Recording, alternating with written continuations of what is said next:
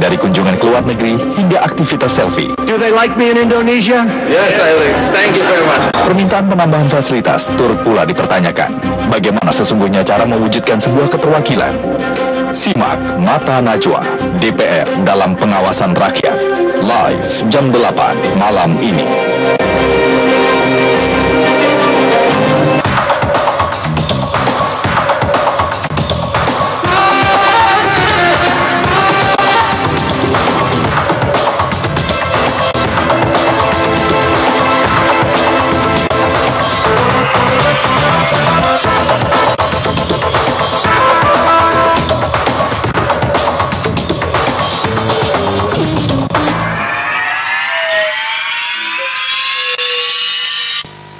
Dipersembahkan oleh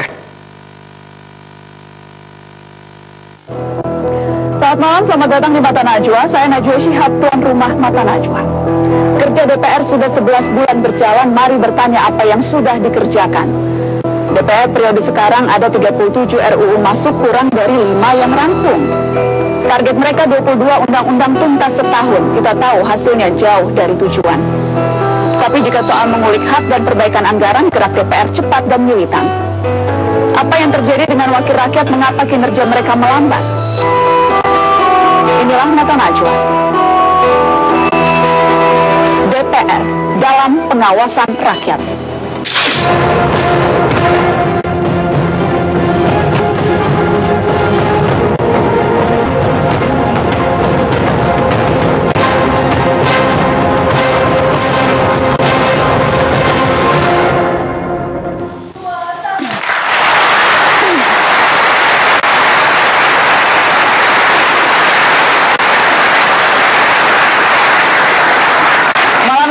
Najwa DPR, tapi singkatannya kita ubah dalam pengawasan rakyat. Dan saya undang sejumlah perwakilan dari fraksi untuk hadir dan duduk di meja Mata Najwa malam hari ini. Saya perkenalkan satu persatu. Di samping kiri ada Budiman Sujatmiko dari fraksi PDI Perjuangan. Selamat malam Mas Budiman. Halo. Dan samping Bang Budiman ada Bang Polpak si Raja Minyak, Bang Ruhut Sitompul dari fraksi Partai Demokrat. Selamat malam. Di sampingnya ada dari fraksi Partai Gerindra Pak Martin Huta Barat. Terima kasih Pak Martin sudah hadir. Dan yang paling ujung dari PAN, Mas Yandri Susanto. Selamat malam Mas Yandri, terima kasih sudah hadir. Yang paling ujung sana adalah politikus dari P3, Bapak Saifullah Tamliha. Selamat malam Pak Saifullah, terima kasih sudah hadir. Dan yang di sampingnya yang berjas dan gagah sekali malam hari ini, sebetulnya juga dari PDI Perjuangan. Tapi saya undang khusus ke Mata Najwa karena kita akan bicara soal Donald Trump Gate. Ada Wakil Ketua Mahkamah Kehormatan atau MKD, Judimar Girsang. Selamat malam Bang Judimar, terima kasih sudah hadir. Jadi sudah lengkap, ada 6 fraksi dan ada di samping saya teman-teman dari Fitra, ada Sekjen Fitra Yeni Sucipto. Selamat malam Mbak Yeni, terima kasih sudah hadir. Forum Indonesia untuk Transparansi Anggaran sudah bisa ketebak, jadi nanti kita akan bicara soal anggaran DPR yang naik terus. Terima kasih sudah hadir Mbak Yeni. Kemudian ada Formapi, Bang Lusius Karus, peneliti Forum Masyarakat Peduli Parlemen Indonesia. Selamat malam Bang Lusius, terima kasih sudah hadir. Oke, jadi sudah lengkap dan saya ingin mulai bertanya awal-awal ke Bang Ruhut Sitompul supaya langsung ramai malam ini Bang Ruhut. Karena kalau kita bicara DPR dari sejak awal sampai sekarang sudah 11 bulan rasanya ramai terus ya. Iya. Dimulai dengan berantem di awal, kemudian legislasi sampai sekarang tidak juga terpenuhi targetnya, ramai soal proyek triliunan. Tiba-tiba ada yang jalan-jalan ke Amerika salaman sama Donald Trump. Tiba-tiba kemarin ramai soal usulan anggaran mau naik. Ini kayaknya DPR selalu cari-cari masalah, Bang Ruhut. Iya, Mbak. Iya. Aku hanya garis tangan aja sebenarnya jadi anggota DPR. Aku sudah malu. Malu? Malu. Anak saya pulang sekolah nangis. Kenapa? Tadi perkenalan siapa orang tua kamu dan pekerjaannya. Anak saya bilang, papi anggota DPR di Senayan. Waktu istirahat teman-temannya bilang, papi kamu koruptor dong. Bayangkan, anak kecil aja nangis melihat DPR. Jadi Jadi wajar kalau kita juga sering mengangkat, Mata Najwa sering mengangkat, membahas itu wajar. Karena Bang Ruhut juga malu. Iya malu, wajar. Saya terima kasih sama Mata Najwa, Metro TV, ya, yang selalu mengangkat kinerja kami dan mengawasi kami. begitu juga sahabat-sahabat LSM saya. Kami kalau nggak diawasi, karena sudah banyak kawan-kawan saya nggak tahu di anggota DPR. Bisa dibayangkan ya, saya sebut nama saja lah, Fahri Hamzah. Apa nggak sedih saya lihat, dia diwawancara, dia bilang, oh biasa kami di luar negeri ngomong masalah bisnis dengan para pengusaha. Oke. Nggak salah itu ngomongnya begitu. Oke, karena kan tidak ada orang ya Bang Fahri. Nanti Iya, maunya datang, saya maunya dia, Fadli, John, Novanto, semua datang di sini. yang jelas saya mengundang tiga-tiganya untuk klarifikasi di awal. Mata Najwa mengundang seluruh pimpinan DPR, mulai dari Pak Setia Novanto, Bang Fadlizon, Bang Fahri Hamzah, tapi termasuk Pak Taufik Kurniawan dan Pak Agus Hermanto, tapi keduanya berhalangan, menolak. Bang Fadlizon sedianya sudah menyatakan akan hadir, tapi kemudian membatalkan. Sayang sekali. Baik, jadi Anda malu, Bang Ruhut. Kalau kita bicara fokus satu saja, usulan kenaikan tunjangan yang baru saja disahkan. Saya ingin ke Pak Saifullah. Pak Saifullah, usulan tunjangan itu membuat Anda bergembira atau ikut malu seperti Bang Ruhut? Saya merasa mengucapkan syukur alhamdulillah naik. Tapi Syukur Bang. jika dibandingkan dengan situasi masyarakat saat ini, saya merasa sedikit malu. Cuma sedikit? Ya, cuma sedikit malunya. Lebih banyak bersyukurnya. Dan saya menjadi malu karena mesti saya harus lebih rajin datang ke Dewan, memperjuangkan hak-hak rakyat yang saya wakili, sehingga tunjangan itu tidak membuat saya malu. Kita akan tunjukkan berapa sebetulnya yang diramaikan oleh publik selama 2 hari terakhir ini, grafis tunjangan yang akan naik. Kita lihat sama-sama yang berikut ini.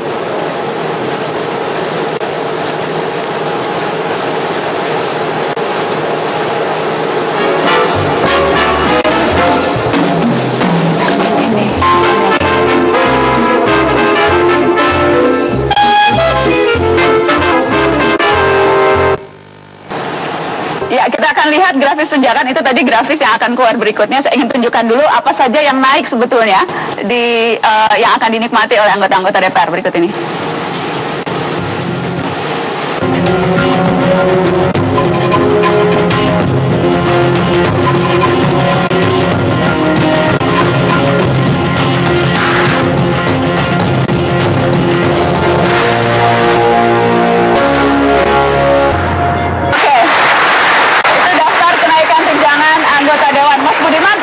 Diumumkan resmi belum? Anda sudah tahu belum soal ini? Pertama, saya tahu ini dari media justru pertama kali. Dan ketika saya mengetahui itu, saya teringat pembicaraan saya beberapa bulan yang lalu dan kemarin dengan 2 orang sahabat saya yang pernah menjadi anggota Dewan dan sekarang sudah menjadi menteri. Beberapa bulan lalu saya bertemu seseorang yang pernah menjadi teman saya di Dewan dan kemudian sekarang menjadi menteri. Ini maksudnya menteri dari PDI? Tidak, satu bukan dan satu dari PDI. Oke. Saya bertanya pada mereka, mengajukan pertanyaan yang sama. Mas atau Bang, penghasilan seorang menteri yang jujur dengan seorang anggota Dewan yang jujur, take home pay-nya besar mana sih, saya tanya gitu. Dia bilang, Mas Budiman, take home pay menteri yang jujur nggak pernah macam-macam dengan DPR yang jujur, take home pay-nya lebih banyak DPR yang jujur. Itu berapa bulan lalu. Terakhir saya kemarin bertemu juga seorang teman yang jadi menteri, saya tanya menanyakan hal itu lagi setelah saya mendapatkan berita soal itu, karena saya gelisah dengan berita itu. Saya tanya sama dia, pun mengatakan bahwa ya, penghasilan anggota Dewan yang jujur dengan menteri yang jujur lebih besar penghasilan anggota Dewan yang jujur. Konfirmasi dari 2 menteri dari partai yang berbeda, tentunya dari 2 kementerian yang berbeda. Ada garis bawah yang jujur ya? Ya, yang jujur artinya tentu kalau mau macam-macam kita nggak ada batas kan. Tapi intinya bahwa sebenarnya sementara saya melihat kinerja Dewan dibandingkan kementerian, tentu akan lebih baik menyita waktu kementerian karena dia harus execute something. Ya, harus masuk sesuatu. Karenanya saya berpikir dengan keadaan seperti ini, saya sudah lama gelisah sebenarnya Najwa. Saya sudah lama gelisah, apalagi ada tambahan jatah untuk melakukan reses. Itu artinya tambahan juga mendapat fasilitas yang baru. Membuat saya gelisah. Karena itu saya berpikir ketika produktivitas legislasi menurun dibanding periode yang lampau, kompensasi akhirnya saya melakukan kegiatan-kegiatan yang di luar resmi. Jadi kalau Pak Saifullah tadi, Mas Budiman, saya potong, kalau Pak Saifullah tadi bersyukurnya lebih banyak begitu ya, malunya sedikit. Kalau Anda lebih banyak malunya atau bersyukurnya? Saya nggak perlu dibandingkan, tapi mau dong dibandingkan. Enggak, lebih baik enggak. Tapi saya reaksi spontan saya adalah tidak mau menerima itu. Ya, ada semacam rasa malu. Rasa malu. Beban.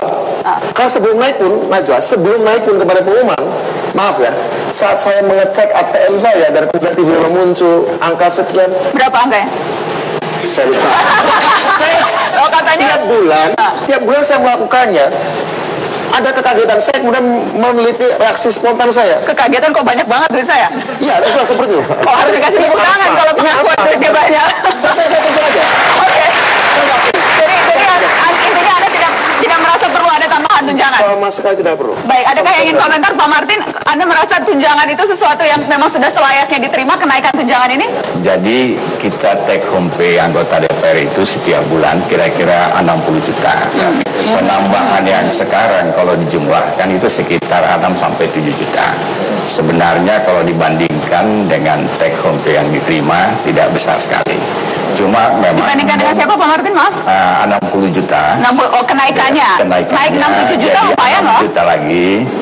Tetapi momentumnya memang sangat tidak pas. Pada saat DPR mendapat sorotan banyak karena dianggap tidak menunjukkan prestasi yang bisa membanggakan rakyat, begitu juga kesulitan ekonomi yang kita hadapi sekarang, pada saat ini dinaikkan. Jadi saya kira memang kalau ini menjadi persoalan bahwa rakyat tidak bisa menerima, kok kalian belum berprestasi, kok sudah naik gaji, saya kira tidak ada salahnya kita pertimbangkan ya. Sebab bagaimanapun juga DPR itu harus merebut hati rakyat, simpati rakyat. Disitulah kekuatan DPR sebenarnya.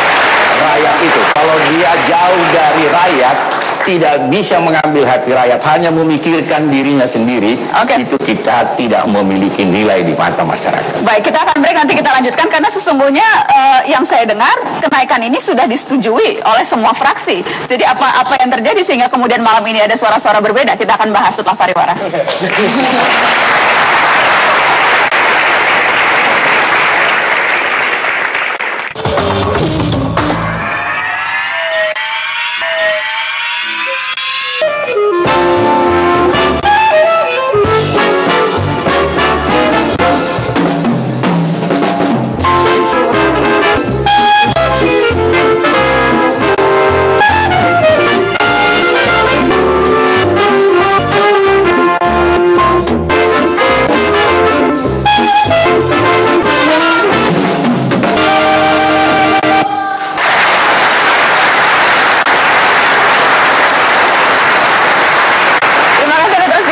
DPR dalam pengawasan rakyat. Saya mau ke Mas Yandri Susanto. Mas Yandri, Anda sendiri tahu atau terkejut-kejut juga kalau ternyata ditambah lagi? Yang dibilang Mbak Najwa tadi, kalau misalkan semua fraksi sudah setuju, tapi kan itu perwakilan, tidak terkomunikasikan baik. Saya termasuk yang tidak tahu. Dan menurut saya, Mbak Najwa, dalam kondisi ekonomi sekarang, sejatinya tidak naik. Saya ikhlas kalau itu tidak naik. Gitu. Dan sekarang kan bola dari pemerintah. Jadi kalaupun misalkan pemerintah nanti membatalkan itu usul DPR, pemerintah sudah setuju, Mas? Saya termasuk ikhlas demi untuk rakyat gitu loh. Nah, jadi untuk kondisi sekarang ekonomi lagi sulit. Tapi berarti teman-teman Anda tidak ikhlas. Buktinya ada yang setuju tuh dari PAN? Ya enggak, ini kan tidak terkomunikasi baik, ya kan? Mungkin perlu perbaikan cara mengambil keputusan di DPR itu. Jadi tidak cukup misalkan DRT mengambil keputusan langsung dipublish tanpa misalkan dikomunikasikan dengan fraksi-fraksi secara menyeluruh. Nah ini mungkin penting menurut saya nih. Kalau nanti misalkan sudah diberikan argumentasi yang jelas, ketika ditanya ke publik, mungkin semua anggota DPR akan sama jawabannya. Tidak seperti sekarang. Ada yang setuju, ada yang enggak, ada yang mendukung, ada yang tidak. Nah itu kan lembaga DPR menjadi pertaruhan gitu. Pak Saifullah, Anda mau komentar? Ini komunikasi yang buruk di tingkat fraksi. Sebab fraksi itu sudah diberi waktu hari Kamis dan hari Jumat untuk mensosialisasikan semua kapuksi-kapuksi, melaporkan dalam rapat pleno fraksi. P3 seperti itu, walaupun pecah. P3 sudah tahu? Hadir semua, dan mereka sudah tahu semua. Sudah tahu semua? Jadi sekarang sudah tidak ada yang keberatan karena tahu itu memang sudah diambil keputusan oleh fraksi? Iya. Jadi kalau Anda menilai teman-teman yang tidak tahu ini? Kan Pak Dimyati dari P3, masa kami tidak memahami? Dan ada perwakilan setiap fraksi di dalam BWRT ya? Sama semua. Jadi penilaian Anda terhadap orang-orang yang kemudian mengatakan tidak tahu? Ya menurut saya tanpa mengesampingkan partai yang lain. Saya berpikir fraksi yang tidak mensosialisikan kepada anggotanya pada hari Jumat itu kinerjanya buruk. Oh, fraksinya? Kecuali P3 begitu ya? Iya. Ini kan isu sensitif gitu loh, ya kan? Menurut saya, ya biasa saja kalau misalkan banyak anggota yang keberatan, dan ini kan belum diambil keputusan, belum diketok palu kan? Saya kira nggak ada masalah kalau itu dievaluasi gitu. Walaupun selesai ini bisa kata Pak Tamisari buruk. Kalau untuk rakyat saya kira bisa dievaluasi nggak apa-apa menurut saya, gitu loh. Mbak Yeni? Sebenarnya ini kita mengamati ya, jelas di dalam pasal 86 di Undang-Undang MD3 bahwa yang menyusun rencana anggaran DPR itu adalah pimpinan dan PURT setelah mendapatkan usulan-usulan dari alat kelengkapan dan dari sekjen. Kenapa tadi banyak yang berbicara bahwa ini tidak terkomunikasikan. Di dalam hal ini adalah pimpinan PURT, kemudian ada sekjen, itu ada sistem yang tidak bagus di dalam perencanaan ini. Kita menilai ini buruk. Karena apa? Seharusnya di dalam penyusunan atau pembahasan RAPBN di dalam hal ini adalah mata anggaran DPR, seharusnya bukan setelah disusun baru disosialisasikan, tetapi pada saat perencanaan itu paling tidak harus melibatkan semua fraksi, tidak boleh tapi kan ada perwakilan tiap fraksi dalam alat kelengkapan dalam hal ini BURT kan? Ya, kita bisa hitung alat kelengkapan di pimpinan-pimpinan tersebut itu dari mana saja kan begitu. Bagaimana mengkomunikasikan di dalam alat-alat kelengkapan itu. Ya, ini kan sebenarnya ya tadi itu tidak terkomunikasikan dengan baik. Tetapi dalam hal ini bukan jadi bicara soal komunikasi di dalam setelah perencanaan, tetapi sebenarnya harusnya membentuk pada awalnya, baru nanti kalau sudah setuju semua baru tersosialisasikan. Ini kan istilahnya kan perencanaannya kan buruk sama sekali gitu loh. Jadi tidak bisa kemudian dikatakan wah ini orang-orang yang nolak nih cuci tangan nih tidak mau tahu soal itu, baru kemudian setelah dikritik rakyat baru bilangnya tidak mau menerima. Kalau ada yang bersuara nyinyir seperti itu? Nah, sebenarnya begini, jelas ya di BURT itu punya tugas dan wewenang yang lebih di dalam perencanaan penganggaran di tubuh DPR, membuat standar biaya khusus, kemudian merencanakan anggaran untuk fungsi legislasi, kemudian fungsi budgeting, kemudian fungsi pengawasan. Kalau Anda pribadi merasa kenaikan tunjangan ini wajar atau tidak, Mbak Yeni? Kalau kita berbicara wajar atau tidak, sebenarnya tidak wajar, karena ini menaiknya 40%. Di saat gaji DPR kita bisa tunjukkan lagi supaya lebih jelas. Jadi misalnya bantuan langganan listrik dari 5,5 juta naik jadi 7,7 juta, sempat diusulkan 11 juta. Betul. Saya pikir itu tidak wajar. Kita tahu ya, sudah beberapa bulan yang lalu dilansir di jurnal di majalah ekonomi bahwa gaji DPR di Indonesia itu adalah nomor 4 terbesar di dunia. Amerika Serikat aja kalah, gitu kan? Malaysia aja kalah. Malaysia aja 2,5 dari. Makanya Mas Budiman kaget ngelihat ATM itu ya. Indonesia itu 18 kali lipat dari pendapatan per kapita. Oke, begitu. Mesti ketemu Fahri Hamzah loh. Tadi kalau tujuan saya lihat dia bilang naik segitu, kok dikit kali katanya. Mesti ketemu sama Fahri Hamzah. Habis di dunia, begitu. Nah, ini kan berapa? Kemudian kalau perbandingannya adalah pejabat yang lain, direktur BUMN gajinya berlipat-lipat kali lebih besar kok, kan DPR juga pejabat. Nah, itulah catatan kita, kenapa teman-teman DPR tidak memaksimalkan fungsi budgeting. Kalau melihat di dalam mata anggaran kementerian lembaga, sebenarnya kalau berbicara soal efisiensi efektivitas di dalam asas di dalam Undang-Undang 17 2003 seharusnya tidak disetujui. Itu berarti memaksimalkan fungsi budgeting di dalam pengelolaan APBN. Yang Mbak bilang itu, yang saya mau katakan begini, saya juga tadi dengan statement pimpinan kami dari PAN, Pak Taufik, dia katakan kan tunjangan itu bukan hanya kami, ya, semua juga lembaga lain naik, tapi apapun kita wakil rakyat. KPK naik, KPU naik, semuanya naik. Tapi kita wakil rakyat, hanya kita satu-satunya lembaga Dewan Perwakilan Rakyat, Majelis Permusyawaratan Rakyat. Mereka mau naik, oke, mereka dulu. Ini kayaknya kita kena jebakan Batman. Oleh siapa jebakan Batman? Ya, sama Menteri Keuangan. Ya, kalau lihat tadi statementnya, kami juga udah setuju. Jangan-jangan yang lain seneng loh gajinya naik, tunjangannya naik. Jangan-jangan memang ada pakai mata. artinya apa? nilainya sudah kena, betul ya? Terima kasih Mas Budiman. Sudah hebat Saya nilainya. mau katakan jangan-jangan ini karena di depan, Nilainya bagus. jangan-jangan karena di depan televisi saja bilangnya tidak mau naik, tidak mau naik. Saya yakin sebetulnya senang kok gajinya naik. Mana ada seorang nggak senang gajinya naik, ya nggak sih? Oh, secara personal, ya. Secara personal tentu siapa yang tidak senang ada tambahan rezeki, ya. Tapi saya tidak tahu teman-teman, tapi saya yakin masih banyak di DPR. Kami lahir dari tradisi politik, kami lahir dari tradisi pemikiran.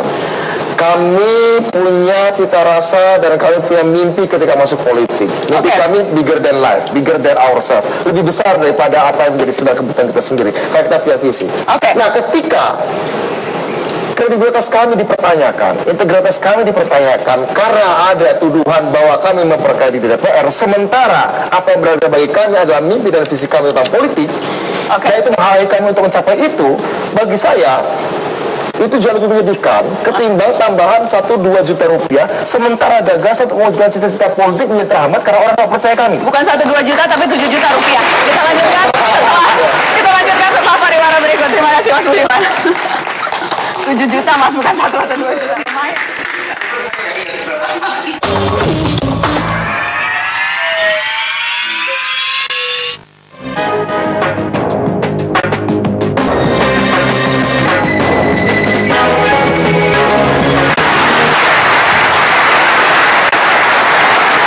DPR dalam pengawasan rakyat, kalau kita berbicara tentang kenaikan tunjangan, mungkin saja wajar kalau kemudian dinilai memang kinerjanya sudah baik. Jadi saya ingin bertanya kepada pemantau parlemen, Bang Lusius, bagaimana kinerja teman-teman DPR kita saat ini? Ya, saya kira dari tadi kita sudah bicara tentang sebagian fungsi yang bisa kita katakan buruk soal anggaran gitu ya. Bagaimana mungkin sesama anggota DPR itu tidak tahu tentang apa yang terjadi, itu bagi saya aneh gitu. Padahal Pak Setia Novanto berulang kali mengatakan kita sedang menuju ke parlemen modern. Apanya yang modern? Anggota DPR saja tidak bisa mengakses apa yang terjadi di DPR, itu aneh untuk saya. Itu yang pertama. Yang kedua, kita beralih ke fungsi yang lain pun kita akan menemukan hal yang sama soal potret buruk DPR, misalnya di bidang legislasi. Mereka di awal dulu termasuk format sempat memuji DPR yang sekarang sudah mulai realistis. Mereka menurunkan target prolegnas untuk tahunan itu dari tahun lalu itu 70 di tahun pertama, 70 RUU targetnya. DPR yang sekarang menurunkan sampai 37 RUU prolegnas. Waktu itu kita mulai berpikir, wah DPR yang sekarang sudah mulai realistis, sudah mulai sadar akan kondisi dan situasi yang ada, kemampuan mereka. Jadi tidak muluk-muluk menetapkan target. Betul. Tapi nyatanya sudah mau masuk bulan ke-10, bulan 1 tahun mereka bekerja sebagai DPR, belum ada satupun undang-undang yang lahir dari keringat DPR yang sekarang. Tadi kita tampilkan ada 3 undang-undang tuh sudah berhasil. Betul, lumayan lah 3. Komisi 2. Itu Komisi 2 tuh langsung klaim Komisi 2 Mas Yandri. Itu undang-undang yang hanya pembahasan lebih lanjut dari Perpu yang dikeluarkan oleh DPR. Sementara undang-undang MD3 itu diselesaikan pada masa sidang pertama, itu hanya mengubah 1-2 pasal yang diperuntukkan bagi kepentingan DPR sendiri untuk bagi-bagi kursi. Jadi undang-undang yang diselesaikan DPR sekarang pun itu yang berasal dari Perpu, itu hanya undang-undang yang terkait dengan kepentingan kekuasaan. Jadi kalau bicara 1 tahun DPR bekerja, kita belum melihat DPR sekarang yang betul seperti yang Bang Ruhut bilang tadi, di mana kita sebagai wakil rakyatnya itu yang hilang. Jadi kinerjanya Anda nilai kalau tidak ada sama sekali yang dihasilkan? Nol saya kira ya, nol di bidang legislasi. Nol di bidang legislasi? Undang-undang apa aja ya, keberuntungan saja undang-undang itu mereka dikaruniai Perpu, lalu mereka Perpu ya? ngomong 1-2 kalimat soal kebijakan tertentu lalu itu disahkan. Jadi keringat DPR yang sekarang ini yang tercurah untuk menghasilkan undang-undang itu sampai sekarang nol ya, masih belum ada keringatnya ya. Baik, ada yang mau menanggapi silakan. Yang 3 itu kebetulan di Komisi 2, komisi saya. Yang 3 ini betul memang 1-2 pasal, tapi perdebatan itu sendiri.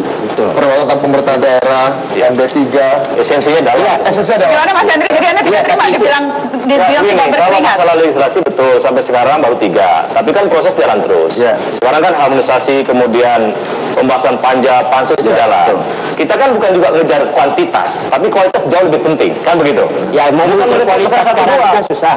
Dan kadang-kadang kita Bang Najwa, kita juga perlu masukan dari berbagai daerah elemen masyarakat, komponen masyarakat, akademisi, kemudian LSM, itu juga penting. Daripada kita buru-buru, sekarang betul, dari 37 kita masih yakin 20 atau 22 masih bisa kita sahkan. Tapi baru setahun cuma 3, itu pun katanya tidak berkeringat. Kan belum berakhir. Sekarang kan banyak naskah akademik ataupun naskah RUU itu sudah banyak yang kita hampir selesai. Oke, Bang Julius, meyakinkan?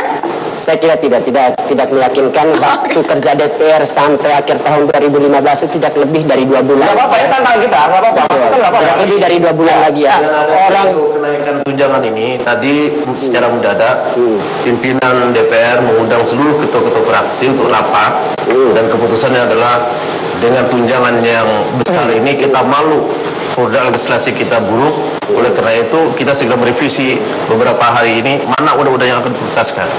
Jadi sehingga harus kerja terus. Oh, jadi karena dikasih uang tambahan baru malu, Pak? Ya, baru malu. Baru malu. Semakin dan diyakini tunjangan tambahan itu akan memperbaiki kinerja. Mestinya untuk. Tapi orang baik dulu baru naik gaji, bukan jelek terus kita kasih tambahan gaji, logikanya, Pak. Ya, mungkin logikanya berbeda. Oh, iya. Bagaimana? Itu logikanya. Bagaimana, Mbak Yani? Ya inilah sebenarnya kita berpikir bahwa perencanaan yang dilakukan oleh pimpinan maupun PURT itu tidak sesuai dengan target kinerja yang ada. Saya contohkan umpamanya di fungsi legislasi gitu kan. Fungsi legislasi mengeluarkan alokasi anggaran 246 miliar. Selama 1 tahun, kemudian untuk belanja dinasnya di Kunker saja itu ada sekitar 123 miliar begitu kan. Itu untuk Kunker dalam negeri maupun Kunker luar negeri. Tetapi yang menjadi catatan bahwa kunker-kunker yang dilakukan oleh teman-teman DPR itu tidak ada korelasinya dengan target kinerja tahunan. Saya contohkan di London kemarin studi komparasi untuk hukum adat. Ada nggak sebenarnya di tahun 2015 target kinerja untuk menyelesaikan undang-undang hukum adat? Kan tidak ada. Nah, itu maksudnya KUHP mungkin? KUHP. Iya, betul. Tetapi yang menjadi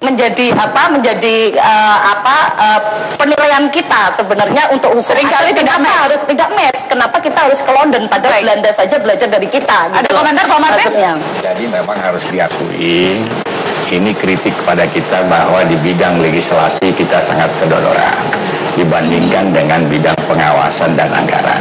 Karena 37 RUU yang kita tetapkan dalam prolegnas tahun ini, satu pun belum ada yang selesai. Jadi kita harapkanlah bisa. Kenapa kira-kira itu Pak Martin? Dari 37 satu saja belum ada. Jadi kenapanya saya akan jawab.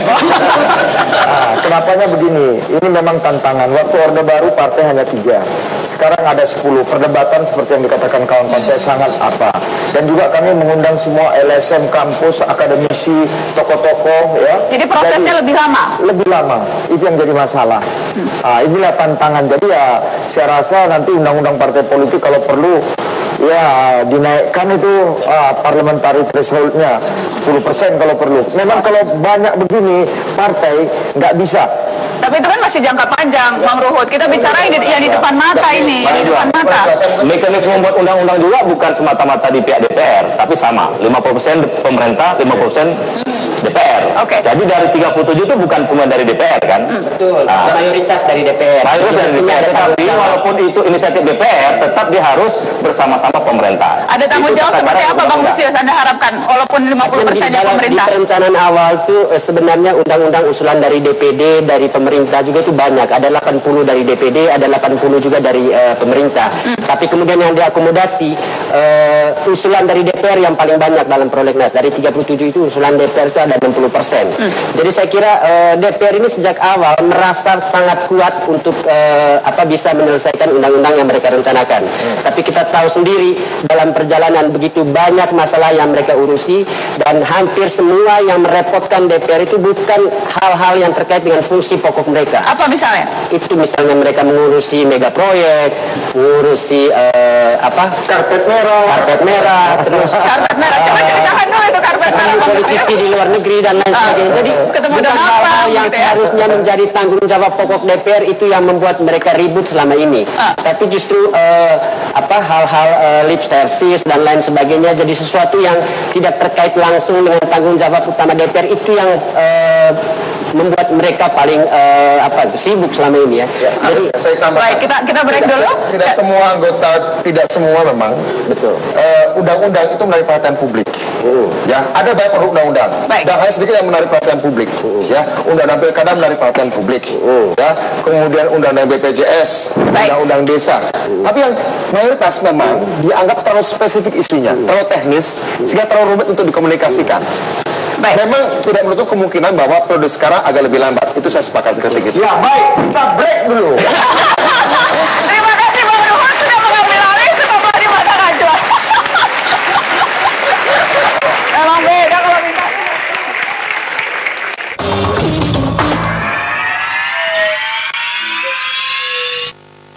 This is an amazing man. He is, as you know, right? Right, Speaker of the House of Indonesia. He's here to see me. Setya Novanto, one of the most powerful men and a great man, and his whole group is here to see me today, and we will do great things for the United States. Is that correct? Yes. Do they like me in Indonesia? Yes,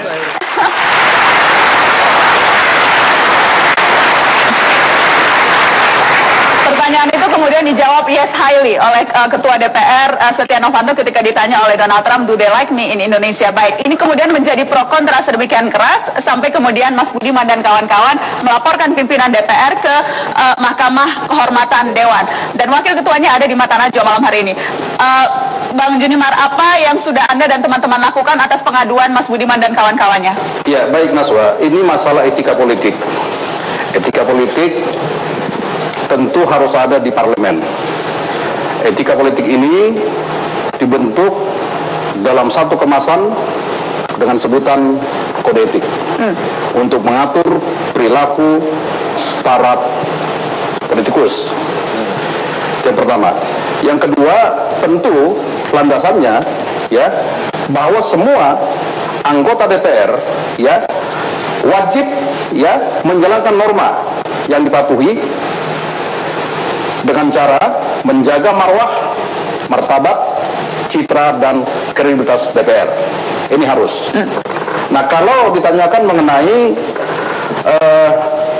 dugaan pelanggaran, kami di Mahkamah Kehormatan Dewan sudah menetapkan bahwa dugaan pelanggaran ini adalah pelanggaran tanpa aduan. Walaupun nanti kemudian muncul pengadu yaitu Bung Budiman Sujatmiko dan kawan-kawan, dan kami sudah putuskan nanti para pengadu ini dimasukkan dalam kategori saksi-saksi. Jadi akan dipanggil untuk bersaksi? Bersaksi. Oke. Saat ini Mahkamah Kehormatan Dewan sedang melakukan penyelidikan, dan itu sudah kami lakukan.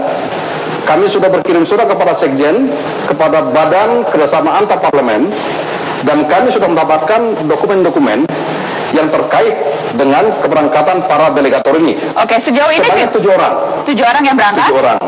Nah, dari dokumen yang kami terima, ternyata yang berangkat 20 orang. Padahal yang dilaporkan 7 orang? 7 orang, dan anggarannya dari DIPA 2015. Sebanyak? Tidak disebut. Tidak disebut. Tetapi dari dokumen yang kami terima, ya, di situ disebutkan, ya, 2,5 M lebih sedikit. Dan yang berangkat 20 orang, termasuk ajudan, termasuk sekretaris pribadi, dan termasuk staf khusus yang tidak pernah dikenal ini. Staf khusus. Saya nggak tahu, ini ada senior saya, guru saya di sini, Pak Martin Barat. Ada nggak staf khusus yang digaji oleh DPR? Saya nggak tahu. Saya nggak tahu, Pak. Nah, yang ketiga, tentu... Bang Junimar, sorry, kan ada juga beberapa yang membawa anggota keluarga. Itu dananya apakah sudah ditelusuri, itu pakai uang 2,5 M dari uang rakyat bukan tuh? Begini, Naswa, mengenai ada anggota yang membawa keluarga, justru inilah ya yang harus kami dalami kepada Kesekjenan. Dan kami berkirim surat kembali untuk mengundang Kesekjenan ke Mahkamah Kehormatan Dewan. Tetapi kami kecewa. Kami mendapat surat ya dari Kesekjenan yang mengatakan bahwa mereka tidak bisa hadir. Menolak datang? memenuhi undangan dari Mahkamah Kehormatan Dewan yang notabene ya alat kelengkapan Dewan ini adalah independen, tidak boleh dicampuri dan sama sekali tidak boleh diintervensi oleh siapapun kecuali oleh Tuhan. Apa alasannya? Alasannya sederhana. Kami dapat surat dari Kesekjenan. Boleh ditunjukkan suratnya? Pertanggal 16 ya, nomor 13766. Hari ini berarti. Ya, hari ini. Tadi saya tunggu jam 2. Ya, dari sekretariat mengatakan karena kita di Komisi 3 bahwa dari Kesekjenan sudah datang, mereka berkirim surat. Isinya mengatakan demikian. Saya baca sedikit aja, tapi jelas ini. Berdasarkan hasil rapat konsultasi Sekretaris Jenderal DPR dengan pimpinan DPR, yang notabene sudah kami tetapkan, ya kan, terduga, ini masih terduga, ya kan, dengan dasar tanpa aduan, ya, memutuskan bahwa seyogianya apabila Mahkamah Kehormatan Dewan menganggap perlu untuk meminta keterangan dari Sekretaris Jenderal DPR harus melalui pimpinan DPR. Mampus nggak? Mampus bang? Ya mampus kita. Ya, bagaimana mungkin kami bisa mendalami dokumen-dokumen ini semua ya kepada Kesekjenan kalau kami harus minta izin kepada pimpinan DPR. Pimpinan yang notabene menjadi terduga dan akan diperiksa. Terduga ini.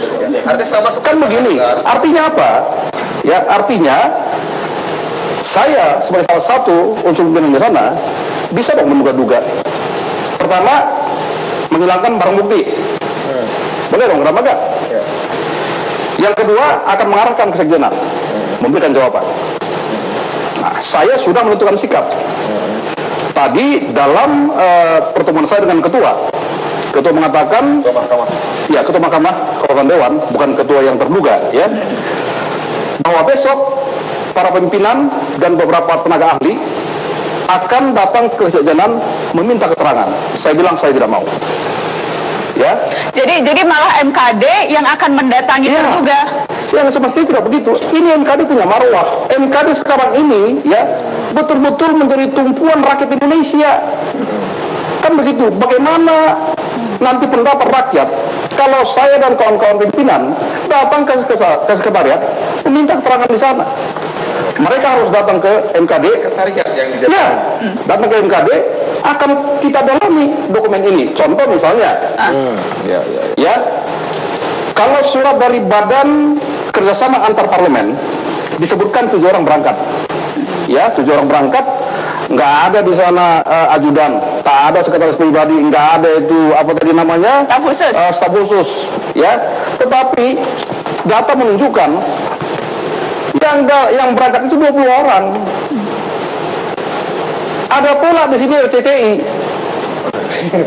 Nah, saya hubungkan, saya bilang ke teman-teman, saya justru menjadi pertanyaan besar bagi saya, kenapa harus RCTI?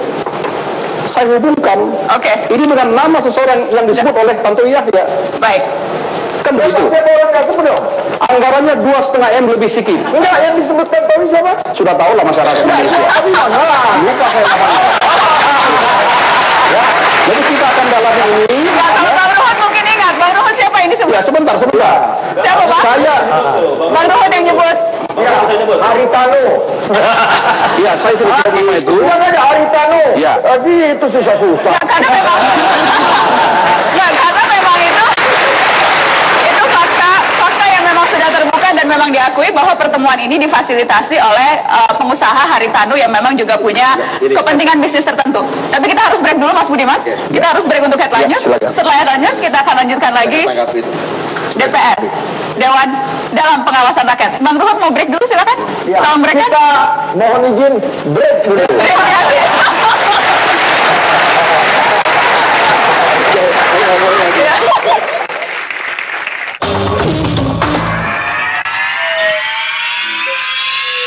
Dipersembahkan oleh bukan persoalan Donald Trump yang saya rasa persoalan sangat-sangat tidak, hal yang tidak substansi. Pertemuan boleh pertemuan dengan siapapun, kepada pengusaha siapapun, yang penting adalah bukan untuk masalah dukung mendukung. Kan tidak ada fee, tidak ada amplop, tidak ada apa-apa. gitu ya. Jadi semata-mata untuk kepentingan nasional, kepentingan investasi di Indonesia dalam situasi ekonomi lagi sulit seperti sekarang. Itu. Kemudian tadi satu lagi soal fasilitator. Kalau fasilitator dalam arti ikut melakukan mengarrange, mengontak, saya kira itu ada benarnya. Ketua DPR juga ada koneksi, ada komunikasi dengan orang-orangnya, ya, dengan Donald Trump. Kemudian Pak Haritanu tentu saja sebagai juga bagian yang selama ini sudah berhubungan dan juga secara usaha, saya kira hal yang biasa.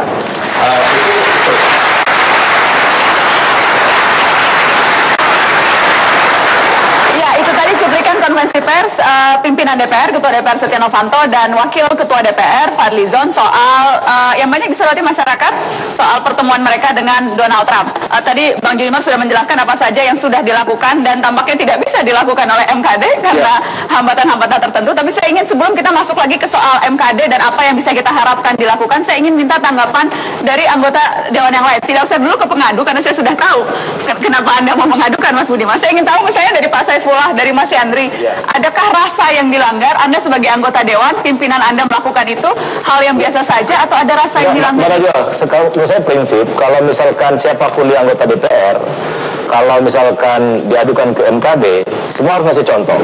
Harus datang, memberikan keterangan sejelas-jelasnya, tidak boleh tidak datang, itu kan sebagai contoh. Apalagi pimpinan. Menurut saya sih nggak usah takut. Jelaskan sejelas-jelasnya, sedetil-detilnya apa yang terjadi. Kalau soal nanti keputusan MKD apa, ya urusan nanti. Tapi coba kasih contoh juga ke kami. Kasih juga contoh kami. Kalau misalnya nanti sewaktu-waktu anggota lain diadukan ke MKD, itu juga bisa membangkang karena pimpinan tidak memberi contoh. Jadi saya sarankan Pak Setia Novanto dan Pak Fadlizon itu sebaiknya marah harus proaktif, nggak perlu dipanggil harusnya. Gitu loh. Ini saran saya. Oke, Pak Saifullah? Ya, saya sependapat bahwa kepatutan dan kewajaran itu mengacu kepada tata tertib. Itu menyangkut diplomasi DPR. DPR bisa melakukan upaya-upaya tertentu di luar negeri untuk menunjang apa yang sudah disepakati dan atau kepentingan nasional yang telah dilakukan oleh pemerintah. Misalnya, kita sedang tertekan rupiah oleh dolar Amerika. Kalau dia datang ke sana, kemudian Donald Trump itu buat duit ke sini, sekian miliar US dollar, sehingga dolar ini menjadi stabil, rupiah menjadi stabil, maka itu pantas untuk dipuji. Tapi kalau sekedar menghadapi apa yang disebut dengan sejenis kampanye, itu menurut saya tidak patut dan tidak wajar. Jadi Mbak Najwa, saya mau komentari begini. Tuhan tidak pernah tidur. Ingat tanggal 15 Agustus, para pimpinan itu melakukan jebakan Batman kepada Pak Jokowi. Beliau menjadi presiden karena kehendak Tuhan. Jebakan apa itu jebakan Batman-nya? Acara baru selesai dibawa ke belakang, dimudut Teken 7 prasasti. 7 proyek DPR. Proyek DPR. Tapi inilah, aku bangga lihat Pak Jokowi, dia tidak bisa kena jebakan Batman, dia menghindar. Dia tidak bangga Pak SBY lagi sekarang? Bukan, kalau kasus ini. Oke. Ya, kasus ini. Kalau Pak SBY aku tetap bangga. Tetap bangga. Oke, jelas. Ya itu. Ya. Oke. Sudah itu, saya bilang Tuhan tidak pernah tidur. Oke. Saya orang hukum, baru saya tahu hukum karma itu ada. Terlalu jauh Bang. Masa ini hukum karma? Hukum karma. Mau Novanto ngomong apa, Fadlizon ngomong apa, Fahri Hamzah membela dari Indonesia ngomong apa, mereka kena jebakan Batman Donald Trump. Dibalas. Baik. Dibalas mereka. Bayangkan, kami nggak tahu. Kami tahu ada rame-rame, mau keluar nggak bisa. Itulah jagonya Donald Trump. Jagonya Donald Trump. Belum lagi si HT itu. Ada proyeknya di Sukabumi. Baik. Kita akan break. Setelah ini saya akan minta tanggapan dari fraksi Partai Gerindra, Pak Martin Huta Barat. Apa komentarnya? Saya harus meminta komentarnya untuk membela Fadlizon tentunya setelah pada berikutnya.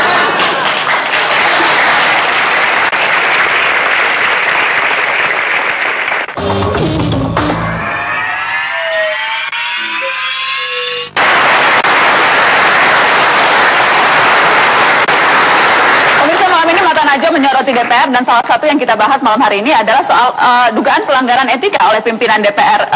Dan saya harus nyatakan sekali lagi bahwa seluruh pimpinan DPR sudah kami undang, tapi keseluruhannya berhalangan untuk hadir. Satu sudah menyatakan bersedia hadir, tapi kemudian membatalkan kehadirannya. Saya harus jelas supaya tidak kemudian disangka kita hanya membicarakan satu pihak. Atau wakil beliau, Pak. Pak Martin Huta Barat dari fraksi Partai Gerindra. Apakah bisa diasumsikan karena sesama fraksi jadi Anda bisa membela wakil pimpinan DPR yang kebetulan juga fraksi Gerindra? Saya kira saudara Setia Novanto dan saudara Fadli itu adalah pimpinan kita, ketua DPR. Mereka sudah lebih tahu, pantas menilai tindakannya itu bertentangan dengan kode etik kita atau tidak.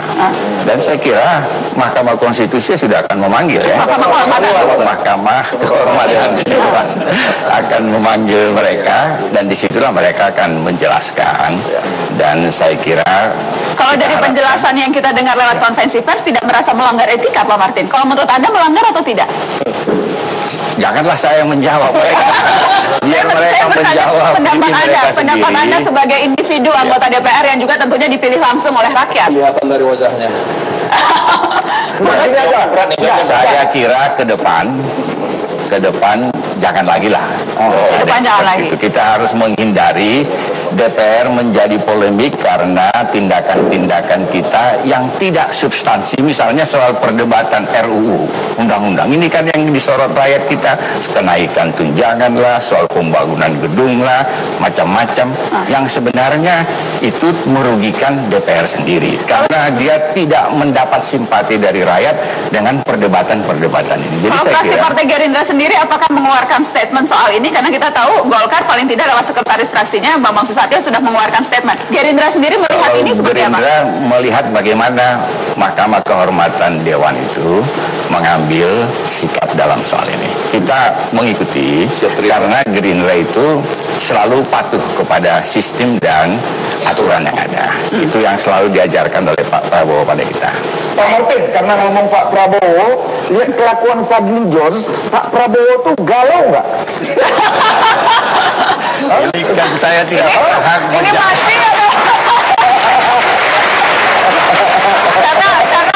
Karena bisa kena jebakan. Saya paham kenapa Bang Ruhut bertanya seperti itu, karena kemudian pemberitaan yang ramai juga sempat terdengar bahwa Ketua Umum Partai Gerindra Prabowo marah terhadap kepada Fadlizon. Betulkah itu? Saya tidak lihat ya, saya tidak tahu. Tapi memang kita sudah surat masuk dari fraksi Gerindra itu atas arahan Ketua Dewan Pembina garis miring Ketua Umum Gerindra, maka ditangguhkan perjalanan luar negeri. Itu berarti saya paham 08 itu bersikap seperti apa. Ya memang kita sudah dilarang untuk bepergian ke luar negeri, khusus anggota DPR dari fraksi Gerindra. Karena kasus ini, Pak? Oh iya. Pemicunya. Kenapa saya katakan apa yang dikatakan abang saya benar. Jadi saya kebetulan pansus merek. Ya, kita ada yang ke Korea, ada yang ke Italia. Ini jenderal polisi loh, Weni Warau. Dia curhat sama saya. Aduh bang, ini gara-gara Fadli John. Saya salut lihat Pak Prabowo. Kami sekarang diperintahkan tidak boleh ada lagi yang ikut-ikut kaitan dengan studi banding apapun ke luar negeri. Mantap nggak? Memang Fadli John ini aduh. Respon yang tadi disampaikan sebenarnya ini adalah cambukan bagi teman-teman DPR. Sebenarnya keinginan kita adalah bagaimana DPR mencoba untuk membangun sistem bukan membangun sistem tapi membangun transparansi dan akuntabilitas. Terutama berbicara soal akuntabilitas. Kalau berbicara soal akuntabilitas, selama ini kan akuntabilitasnya kan bersifat vertikal. Laporan, realisasi anggaran untuk ukur sekian. Tetapi kan kita menunggu bagaimana sebenarnya akuntabilitas secara horizontal, yaitu pertanggungjawaban kepada publik. Karena ini kan dan ini yang selama ini tidak pernah ada begitu loh. Selain berbicara soal transparansi di di tingkatan internal saja sudah bobrok, bagaimana mencoba untuk membangun transparansi di tingkatan publik begitu, apalagi soal akuntabilitas. Jadi seharusnya kasus ini bisa jadi pelajaran banyak. Pelajaran banyak sebenarnya. Baik, dan kita akan break, nanti kita lanjutkan. Apakah kita masih bisa berharap pada Pak Junimar Girsang dan teman-temannya di MKD? Kalau kemudian tadi memanggil sekjen saja, sekjennya tidak mau. Kita akan bahas apa yang akan terjadi setelah pariwara berikut.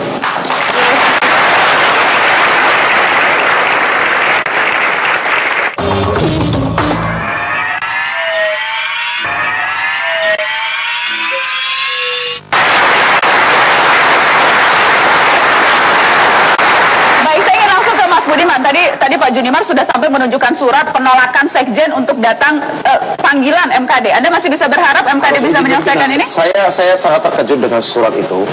Jadi saya jadi teringat diskusi saya dan saudara Adian Apitupulu sebelum kami mengajukan gugatan atau pengaduan.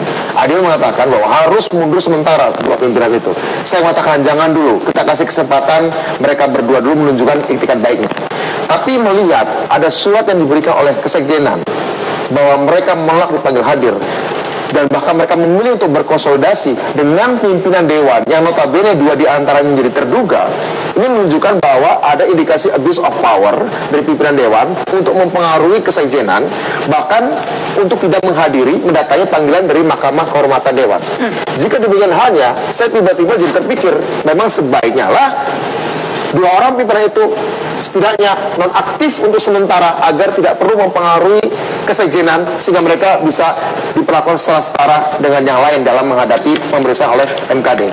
Karena itu menurut saya keharusan untuk nonaktif dan membicaranya jika perlu seperti usulan saudara Umam dari Partai Demokrat dibicarakan secara terbuka, atau setidaknya pemeriksaan oleh MKD harus dinyatakan sebagai persidangan terbuka, jangan lagi tertutup, agar setiap orang bisa menyaksikan proses sejak awal. Bang Junimar, mungkinkah itu? Bu, ini Pak Budiman, kalau dia tidak mau diberhentikan sementara, perlu nggak dikocok ulang pimpinan ini? Wah, ini Bang Luhut mengeluarkan bola panas, kocok ulang. Ini namanya butterfly effect. Jangan-jangan kupu-kupu di New York, jangan-jangan memang badannya di Jakarta. Jangan-jangan memang tujuannya untuk kocok ulang ini. Tidak ada wacana untuk kocok ulang itu, karena kami itu tidak ingin melakukan kegaduhan politik. Jadi Anda tidak setuju kocok ulang? Kami dari Presiden Joko Widodo untuk jadi presiden. Kalau kocok ulang tambah dicibir nanti DPR, memikirkan dia terus katanya ini kapan. Jadi dalam peraturan, tapi kalau nonaktif, setidaknya nonaktif seperti usulan tadi? Begini, dalam peraturan DPR nomor 2 tahun 2015 ya tentang tata beracara tidak diatur mengenai aktif tidak aktif.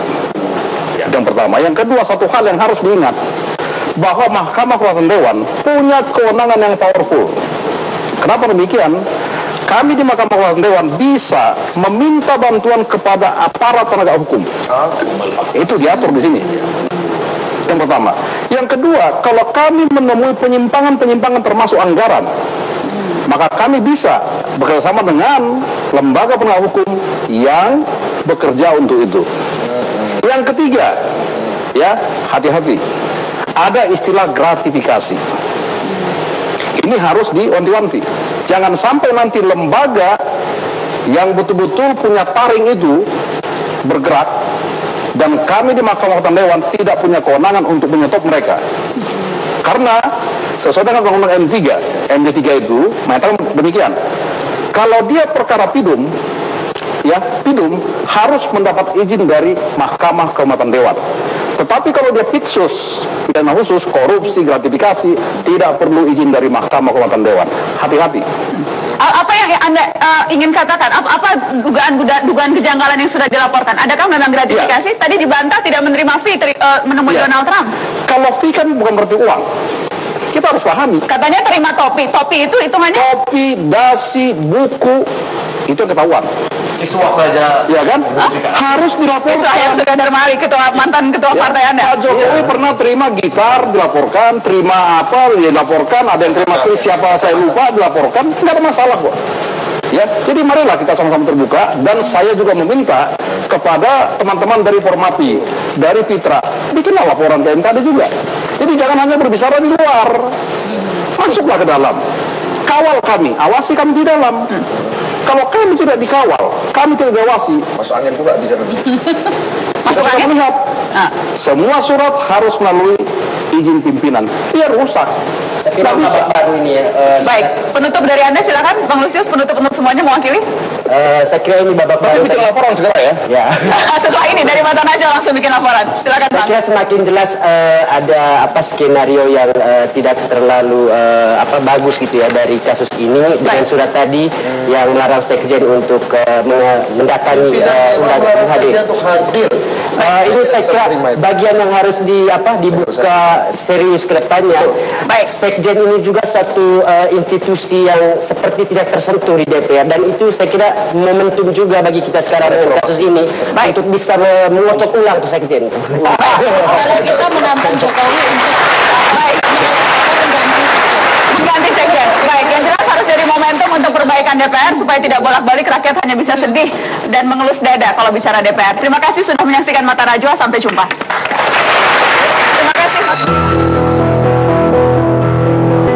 Hikayat wakil rakyat kita masih diramaikan kisah huru-hara belaka. Advokasi dan mutu legislasi melambat, sementara perjuangan kesejahteraan anggota sendiri meningkat. Kunjungan kerja jadi sorotan sebab kandungannya lebih mirip pelesiran. Ada pula pimpinan parlemen kita seolah mencatut rakyatnya untuk politik di Amerika sana. Mudah memanjakan calon presiden orang, gamang berempati soal-soal rakyat sendiri. 560 wakil rakyat ini bukan sembarang dipilih untuk lantang dan kencang. Untuk dan atas nama kita, bukan semata urusan anggaran mereka, segenap tekad kuat.